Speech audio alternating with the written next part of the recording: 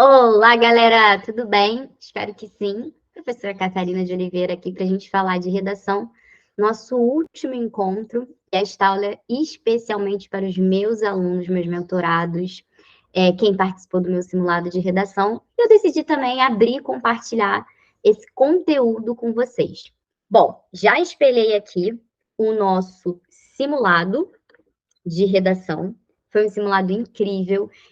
Olha, eu fiz de tudo para que ele ficasse o ótimo, o mais parecido possível com o Enem. Então, olha esse design, gente. Eu fiquei muito contente porque eu me inspirei na estética da prova de 2022 e o meu objetivo era que você, meu aluno que participou do simulado, minha aluna que participou, fosse que você encontrasse aqui, olhasse e falasse: Meu Deus, estou diante da redação do Enem. O meu objetivo foi esse. Então, vocês podem perceber que eu coloquei aqui os textos motivadores, e o Enem ele vai trabalhar com 3 textos motivadores, aliás, com 4 textos, 3 ou 4, tá? Nesses 4 textos, ele vai mesclar alguns gêneros, isso você já sabe. Ele pode trazer uma charge, ele pode trazer uma campanha publicitária. Ele trouxe uma campanha publicitária, inclusive, em 2021, que foi uma campanha da Defensoria Pública. No ano passado, em 2022, ele não trouxe nenhum cartaz, ele trouxe uma tabela, um gráfico. E foi o que eu fiz aqui também. Eu resolvi seguir essa ideia e coloquei uma tabela para te ajudar a entender mais. Primeira coisa, como que você vai usar esse texto motivador? Isso aqui, ó, meu amor, vai te indicar o caminho do que a banca quer que você fale. Ou seja, vai te mostrar o ponto de vista do problema que está sendo retratado ali embaixo no tema, beleza? Então, você vai se guiar por esses textos motivadores para entender o que a banca espera da sua redação. Lembrando que você precisa diferenciar tema de tese. Tema é o que a banca te dá. Tese é a sua opinião a respeito do tema. Beleza? Então, vamos para o texto motivador 1.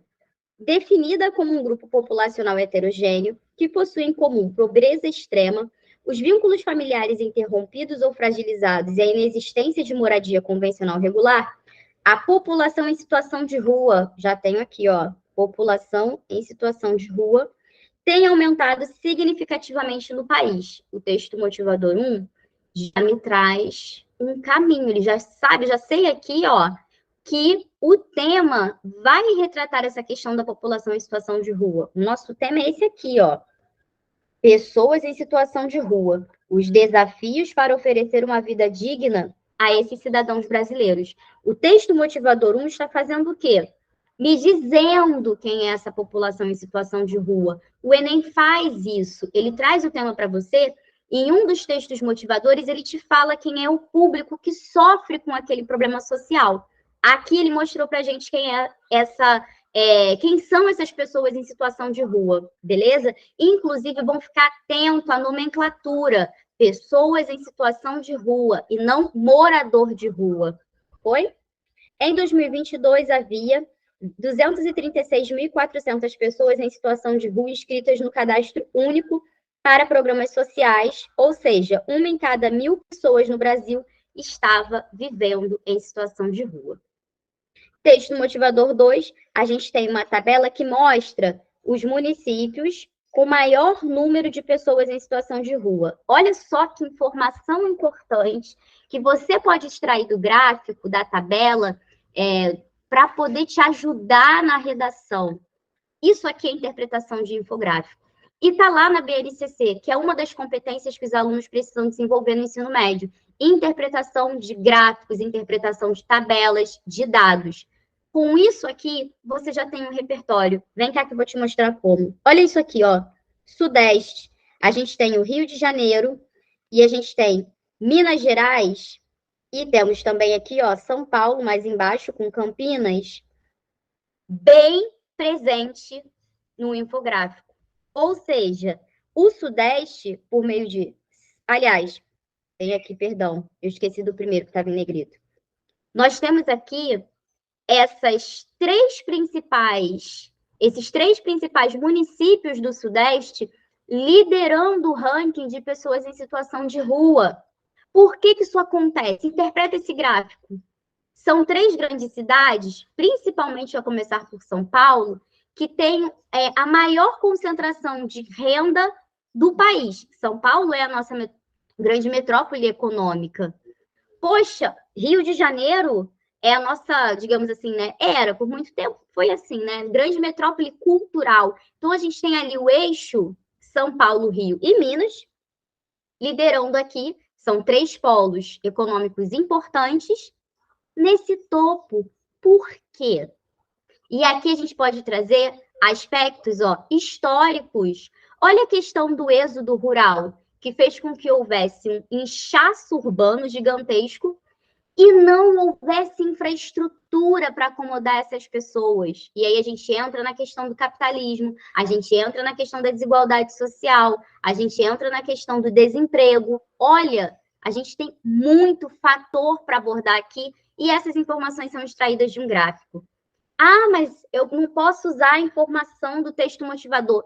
Meu bem, isso aqui que eu estou te falando não é cópia do texto motivador, é interpretação de um gráfico, e isso você pode usar, tá? Você pode mencionar que as cidades do Sudeste são as que mais sofrem com o aumento da população em situação de rua.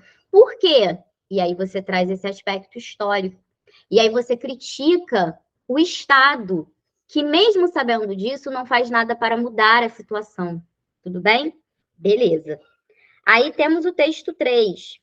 Importa frisar que essa condição de rua também é reforçada pela culpabilização, olha aqui, culpabilização imposta pela sociedade ao atribuir às pessoas em situação de rua responsabilidade exclusiva pelo Estado, em que se encontram e, por conseguinte, exigir delas que, por si mesmas, alcancem os recursos para rompimento do vínculo com as ruas. Diante dessa realidade, ao se proporem ações para esse grupo social, é preciso cuidar para que essas ações reforcem a construção de autoimagem e identidades positivas, elevando a autoestima, estimulando o surgimento de consciência crítica sobre sua própria condição e, consequentemente, a reivindicação de direitos e a construção de novos projetos de vida que incluam a possibilidade de saída das ruas. Isso aqui já tem para a gente um pingo aqui de proposta de intervenção, hein? Proposta de solução que ajude a fazer com que essas pessoas tomem conhecimento do problema e possam buscar ajuda para sair dessa situação. Mas nada acontece sem que a sociedade, e principalmente o Estado, sem que esses dois se mobilizem. Esse texto motivador 3, ele fala de uma coisa muito importante. Sabe qual é? Vem cá que eu vou voltar para um tema do Enem, hein? Estigma. Lembra da redação do Enem que teve como tema o estigma do problema da saúde mental? Aqui a gente pode trazer essa palavra, estigma, como preconceito que as pessoas da sociedade têm em relação a quem está em situação de rua. Pois é um tópico que você pode trazer para argumentar essa questão. Aqui eu já te dei, só da gente olhar o texto 2 e o texto 3, nós já teríamos duas possibilidades de argumentação. A primeira delas, falar da desigualdade social crescente que ocorreu por conta do êxodo rural, por conta dessas pessoas buscando melhores oportunidades de vida nos centros urbanos, e aí a gente tem aquele inchaço, a gente tem um processo de urbanização desorganizado, desestruturado, que tem como consequência esse aumento gradual das pessoas em situação de vulnerabilidade. E o ponto 2, que a gente pode trazer aqui na argumentação, é justamente esse estigma em relação às pessoas da nossa sociedade que tem o preconceito em relação a quem está nessa situação de rua. Ninguém está ali porque quer. As pessoas nessa situação, elas estão passando por dificuldades e o Estado, como responsável pelos indivíduos que estão na sociedade brasileira, ele precisa se manifestar, ele precisa agir. Então, aqui, a gente já tem duas possibilidades de argumento que você tirou da interpretação do texto motivador, preste atenção aqui comigo. O texto motivador na tua prova não está ali por acaso. Se fosse assim, a banca só te dava o tema. Esse texto motivador aparece para que você o interprete, para você ver quais informações você pode extrair dele. Aqui, ó, a gente não está copiando nada. O que a gente fez? Percebeu no texto 3 que está falando do preconceito e no texto 2 que a gente pode ir lá para um processo histórico. E essa alusão histórica fica fantástica. Texto 4. Pessoas em situação de rua denunciam maus tratos e violência. Gente, isso aqui também é o quê? Ó? Estigma em centros de acolhimento, segundo dados do governo. Estão cadastradas no CadÚnico 203 mil pessoas em situação de rua e existem apenas 39 mil vagas de acolhimento. Olha o problema. E aqui é uma grande argumentação. No texto não está escrito isso, mas você pode dizer que, por conta do preconceito, por conta desse estigma que a sociedade tem em relação a esses indivíduos, os espaços de acolhimento, eles não refletem o que deveriam. Ou seja, eles acabam se tornando lugares que maltratam, lugares que tornam a vivência dessas pessoas mais difícil do que nas ruas, porque faz com que elas tenham de conviver com olhares de julgamento. Olha que bacana. Você está entrelaçando as informações, isso é interpretação, você não está repetindo informação, tudo bem? O que seria repetir? Você colocar aqui a fonte, não faça isso. Não use as fontes do texto motivador. Quando você fala, mas e se eu for falar da alusão histórica? Cara, alusão histórica, você não precisa citar esse dado aqui, até porque esse dado é de um gráfico recente do IBGE. A alusão histórica é um processo histórico que todos nós temos conhecimento, beleza? Show de bola. E aí, voltamos aqui para a nossa proposta. E tem uma coisa que eu sempre faço com os meus alunos. Quem é da mentoria sabe disso. Eu sempre ensino a procurar duas coisas no tema. A primeira delas é a palavra de comando do tema. E a segunda são as 3 palavrinhas-chave que vão aparecer no tema para nortear o que você deve falar na sua redação. Então, a gente começa com a palavra de comando que aparece no tema do Enem. Sempre aparece. Essa palavra de comando aqui, ó, desafio. Essa é a nossa palavra de comando. Desafio. Por quê? Desafio é o quê, meu amor? Desafio é problema. Eu adoro chamar vocês de meus amores. Sim, meu amor, meu bem, porque vocês são os meus amores. Quem é meu aluno sabe disso. Eu trato vocês assim com todo o meu coração. Então, por isso que eu falo, ai, meu amor, presta atenção, tá? Meus amores, vocês são os meus amores. Eu estou aqui assim, ó, nessa vésperazinha de Enem para trazer as últimas dicas para te mostrar que eu estou do teu lado, estou aqui para te ajudar. Conta comigo, confia em mim. Vamos lá, meu amor, vamos lá.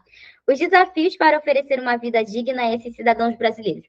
Se está falando em desafio, eu já sei que está falando de quê? De quê? Problema. Aí volta lá, ó, interpreta. Problema. Quais são os 2 problemas que a gente viu aqui no texto motivador? O problema do processo de urbanização desordenado, que é um problema do Estado. E o segundo, o estigma, o preconceito. Tudo bem? Já temos 2 problemas para tratar. Poderia falar de mais? Lógico que você pode falar de outros problemas. Você pode trazer a questão da desigualdade social, você pode trazer a questão do desemprego, você pode trazer a questão do capitalismo, você pode trazer uma série de coisas. Você pode falar, eu esqueci agora, do processo, até mesmo esse aumento aqui devido ao processo de revolução industrial. A gente agora está na 4ª onda da revolução industrial, que é uma onda direcionada para a tecnologia, e que com esse avanço da tecnologia, muitas pessoas perdem o emprego. Quando elas perdem o emprego, elas perdem o quê? A capacidade de se autogerenciar financeiramente, o que faz com que elas, em situação extremamente precária, e sem ter como pagar um aluguel, o que acontece? Elas acabam indo para a rua. Tem a questão da pandemia também, que fez com que houvesse esse aumento. Mas o que eu te aconselho? Segue a ideia do texto motivador, segue essa interpretação do texto motivador que vai dar certo. Então, beleza. Encontramos a nossa palavra de comando? Sim. O que a gente vai fazer agora? Encontrar as expressões que você precisa colocar na tua tese. Você pode colocar exatamente essas expressões para já deixar bem evidente para o examinador que você não tangenciou o tema, ou você pode construir alguns sinônimos, tudo bem? Para pessoas em situação de rua, eu não aconselho que você use sinônimo, tudo bem? Pode usar pessoas em situação de rua mesmo.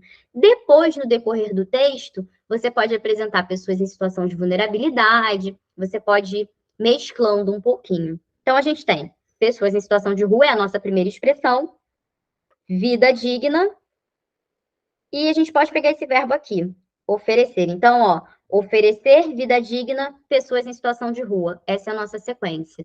E aí, qual é a palavra que vai nortear isso? Desafio.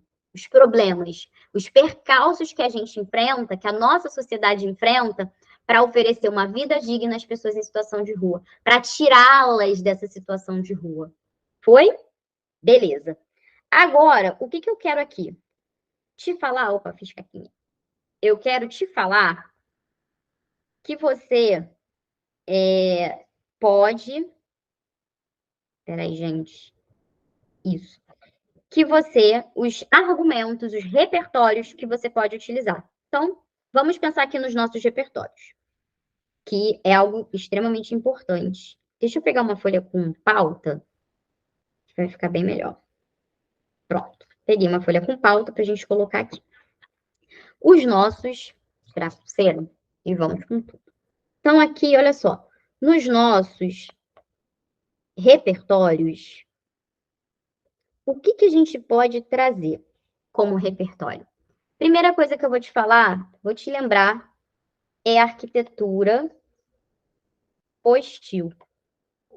A arquitetura hostil está muito em alta. E se a gente for trazer esse tema, existe uma figura central que popularizou esse conceito da arquitetura hostil aqui no Brasil, que se chama o padre Júlio Lancelotti. Por quê? Porque ele estava lá em espaços na cidade de São Paulo em que existe essa arquitetura hostil e ele foi lá e com uma reta estava quebrando tudo. Esse movimento do padre Júlio Lancelotti foi extremamente importante para que a gente pudesse falar da arquitetura hostil. Agora vem cá comigo. Essa arquitetura hostil aqui, ela está associada ao quê? Ao preconceito da sociedade. O preconceito é tanto para tentar fazer de conta que essas pessoas não existem, para fazer de conta que essas pessoas são invisíveis, que colocam barreiras na cidade para que elas não possam ter onde ficar. Olha isso é o preconceito, isso é o auge do preconceito. Então a gente pode falar disso aqui. E quando a gente cita o padre Júlio Lancelotti, ele se torna um argumento de autoridade, devido ao papel que ele teve nessa questão. Então, beleza. Como outro repertório, eu sei que vocês amam citar a Constituição Federal. E aí a gente pode citar a Constituição Federal de 88. E, por favor, na sua prova você vai escrever Constituição, por favor, faça isso, tá? Constituição Federal de 1988. Não bota só CF 88, não, que você vai perder ponto, tá? Então, a gente pode trazer a Constituição Federal para falar do artigo 5º. O artigo 5º diz lá que todas as pessoas devem ser tratadas de maneira igual, fala que as pessoas têm direito à moradia. Vem cá que eu vou te mostrar o artigo 5º. Vamos lá que eu vou te mostrar esse artigo 5º da Constituição Federal. Para você saber o que você está citando na tua redação. Eu sei que vocês vão citar a Constituição. Eu pergunto, já foi lá ler? Já leu a Constituição? Pois é importante ler. Eu nem preciso dizer que eu já li, né? Já li, assim, acho que eu passei no mínimo uns 5 anos lendo a Constituição Federal na minha vida. Para vocês terem ideia disso. Mas vamos lá. Que agora eu levo isso aqui, eu faço os meus alunos lerem. Às vezes cito um artigo lá errado na redação, eu falo, ó, esse artigo aqui tá errado, hein? Tá perdendo ponto aqui. Eu sou dessa, eu sou chata, eu sou cri-cri. Mas meus alunos gostam de mim. Isso eu fico feliz. Meus alunos de redação, do meu curso, meus alunos sabe, eles têm um carinho. Quem entende essa minha proteção, tá comigo, tá comigo. É fechamento. Vamos lá. Todos são iguais perante a lei. Olha aqui, ó. Todos são iguais perante a lei. sem distinção de qualquer natureza, garantindo-se aos brasileiros e aos estrangeiros residentes no país a inviolabilidade do direito à vida, à liberdade, à igualdade, à segurança e à propriedade. O que é propriedade? Moradia. Propriedade privada. Garantir que as pessoas tenham direito à propriedade privada. Beleza. Aqui, você pode utilizar esse artigo para poder fundamentar essa questão. E esse aqui, o artigo 5º, eu vou dizer isso, tá? É o principal.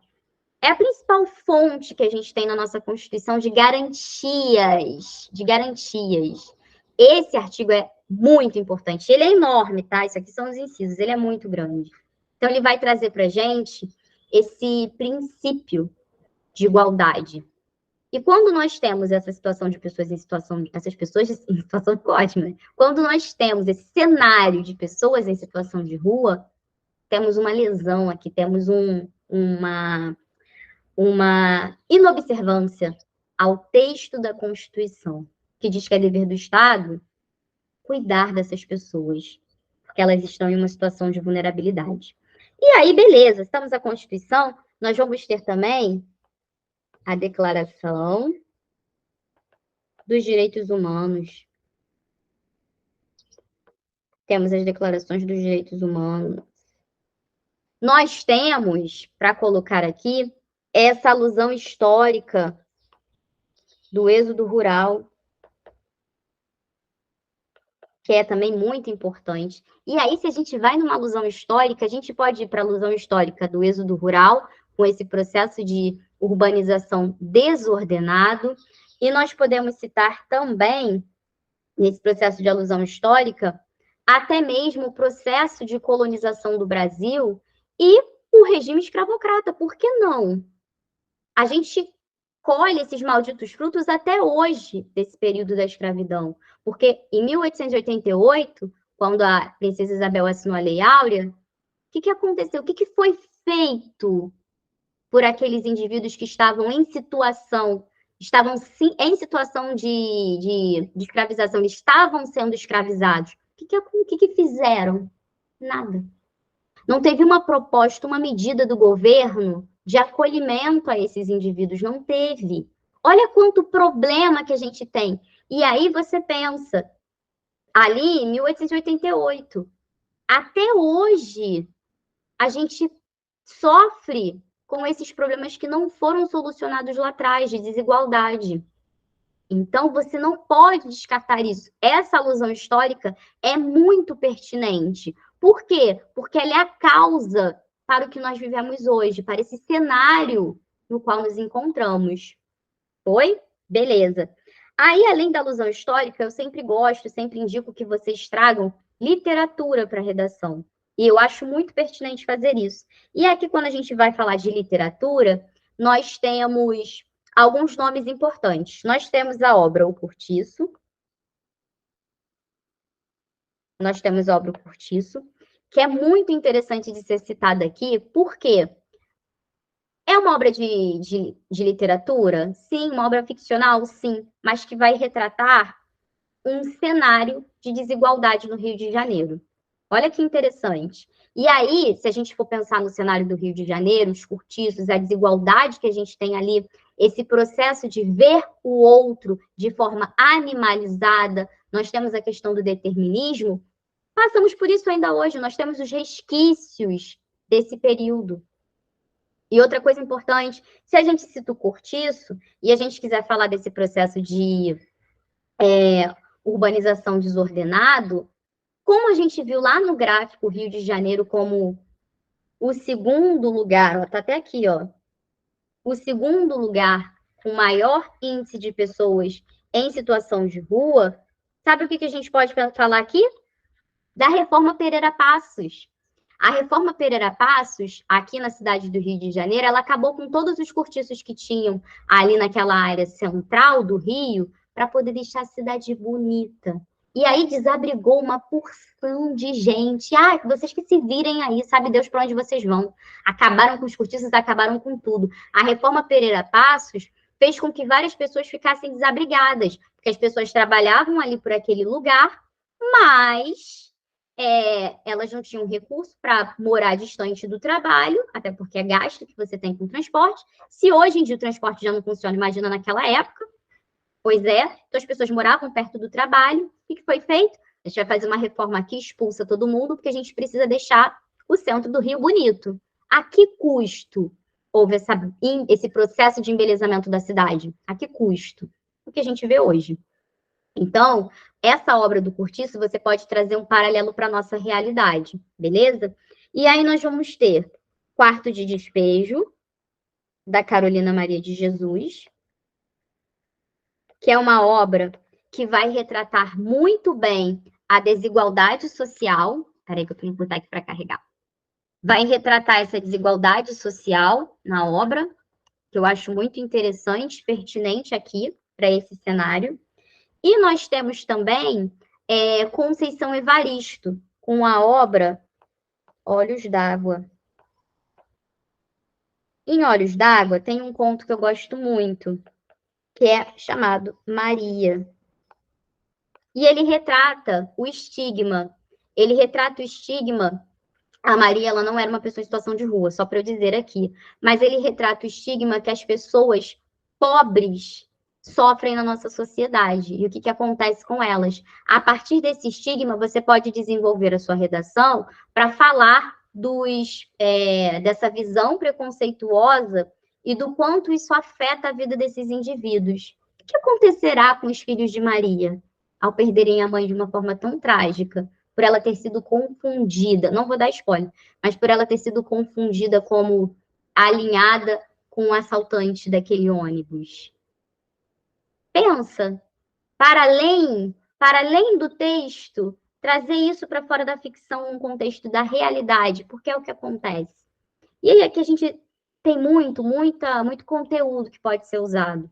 E aí você pode pensar em notícias, você pode pensar em filmes. Aqui são ideias de repertórios que você pode utilizar para embasar a tua redação. E como argumentos, a gente já citou lá em cima esses argumentos. Os dois que a gente tem, vai ter para falar desse processo histórico de desigualdade social. Vou botar assim, processo histórico de desigualdade social. E além desse processo histórico, nós temos o preconceito,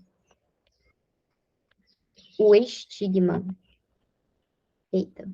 O estigma que essas pessoas acabam recebendo, essa visão estigmatizada, esses olhares de julgamento em relação a esses indivíduos. Então, aqui, ó, você já tem uma estrutura de conteúdos para essa redação, beleza? O que eu queria te mostrar aqui com esse nosso encontro? Como interpretar os textos motivadores. Eu fui repetindo um monte de vezes aqui as páginas. Como interpretar os textos motivadores. Esse era um dos pontos que eu queria muito que vocês se atentassem nessa forma de, como eu posso dizer, nessa forma de aproveitar o que a banca te dá para tornar o teu texto mais fácil de ser produzido. Até porque você tem pouco tempo. Então, você precisa aproveitar tudo que a banca te oferece para que essa construção textual possa ser eficiente e rápida. Mas calma, não é um rápido que você entregue um texto de qualquer jeito, tá? É um rápido com eficiência. Uma outra coisa importante, rasura. Rasurou o texto? Faz um tracinho em cima, escreveu a palavra errada. Rasura não é você pintar a palavra toda, pegar a palavra e fazer isso aqui, ó. Ah, escrevi errado. Aí você vai lá e pinta a palavra toda assim, escreve em cima. Não faz isso, por favor, para você não perder ponto na competência 3 ou até na competência 2, tá? Aqui pode ser uma perda de ponto em cadeia, um monte, vem assim, em sequência. O que você vai fazer? Ó, risca a palavra, faz um taxado, risca a palavra e escreve ao lado. Nada disso de escrever em cima. Por quê? A gente não sabe se a banca vai ler. A gente não sabe se o seu examinador vai ler. E outra coisa, um texto limpo, no máximo, uma ou duas rasurinhas ali, bem pontuais, mas só aquele traçadinho em cima, escreveu do lado, ele fica muito mais prazeroso para o examinador ler do que aquele texto cheio de rasura, com aquela letra que ninguém entende. O examinador já vai pegar teu texto e vai ler, ai, já vai ler assim. Você acha que ele vai ficar perdendo tempo lendo aquela palavra que você escreveu? Ele vai pular. E se ele começa a pular palavras, quando você vai ler um texto, se você pula a palavra, o que acontece? Essa leitura ela não vai fazer sentido, porque palavras importantes para a compreensão do texto foram deixadas de lado. E aí, o que acontece? O texto ele vai se tornar um emaranhado de palavras que não produzem sentido. Você vai perder ponto na competência 2 e 3. Quem sabe até na 4. Então, calma na hora de fazer a redação. Calma, tranquilidade, letra legível, sem rasuras. Tenta fazer o máximo que você puder para ter um texto sem rasuras. Se tiver, faz o taxadinho, que é essa linha em cima da palavra, e escreve ao lado a forma correta. Foi? Beleza? Tá tudo certo. Esses são os repertórios que eu acho que são repertórios pertinentes que você poderia utilizar para desenvolver o teu texto, para desenvolver a tua argumentação. Eu utilizaria esses dois tópicos que eu coloquei aqui, um para o D1, que seria esse aqui, e outro para o D2. E na proposta de intervenção, o que eu faria? Se eu estou falando de um processo histórico de desigualdade social, quem eu vou acionar para resolver o problema? Pode ser o Ministério da Cidadania, por exemplo. Por quê? Porque o Ministério da Cidadania, em parceria com o Ministério da Economia, vão fazer o quê? Vão destinar recursos para ampliar esses espaços aqui, ó. Para ampliar esses espaços, que a gente pode ver, está até aqui nesse texto motivador 4, para ampliar espaços que abrigam esses indivíduos. E também, para sanar esse estigma, a gente pode acionar quem? O Ministério da Educação, em parceria com as secretarias municipais, para que ofereça treinamentos aos profissionais que vão atuar diretamente nessas clínicas, nesses abrigos, para que eles possam entender a situação e oferecer acolhimento aos indivíduos. Olha como é que a gente fez para linkar os argumentos da proposta de solução. Primeiro, eu disse que era um problema histórico, que teve um processo de urbanização desordenado e, por conta disso, aumentou a desigualdade social. Como eu sou na desigualdade social aqui?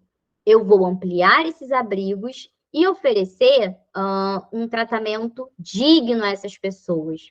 Aí, vou acionar ali, beleza. Depois, para minha segunda proposta, eu trago o Ministério da Educação e falo que nós vamos dar treinamento aos indivíduos para que possa romper com esse estigma. Além disso, o que a gente pode incluir aqui? Que dentro desses espaços, desses abrigos, vão ser oferecidos cursos, oficinas, até mesmo, quem sabe, né, cursos técnicos, para que possa haver uma profissionalização dessas pessoas em situação de vulnerabilidade, para que elas possam ter facilidade de encontrar um emprego e assim sair dessa situação e viver uma vida com dignidade. Percebeu o que a gente fez? Pegou esses argumentos que são problemas e solucionou. Solucionamos os dois, o processo histórico e o processo do preconceito. Foi? É isso que você tem que fazer na sua prova, pensar em algo prático, pensar em algo que vai resolver aquele problema. Não adianta criar lei, criar palestras, isso não vai valer, você vai perder ponto. Se você chegar lá na competência 5 do Enem, na conclusão, e colocar, o Ministério da Educação deve oferecer cursos aos indivíduos para que eles possam acabar com o preconceito, vai perder ponto. Tem que ter um programa, tem que ter algo que eu leia e identifique, isso aqui realmente está solucionando o problema que ela apontou no D1 e no D2. Tem que casar as duas coisas. Tudo bem? E não esquece, o que tem que ter nessa proposta? Tem que ter o agente, tem que ter a ação, o detalhamento dessa ação. Esse detalhamento, meus amores, é o como. Como que isso vai ser feito? Quando eu digo aqui pegar o Ministério da Economia para ele destinar verba, você pode dizer, inclusive eu indico que diga, que a previsão desse dinheiro deve estar na lei orçamentária anual, votada no Congresso. Só isso aí já resolve o nosso problema do detalhamento de onde vai sair o dinheiro. Depois, a gente tem que especificar o público dessa medida, que é o destinatário. E, por fim, a finalidade.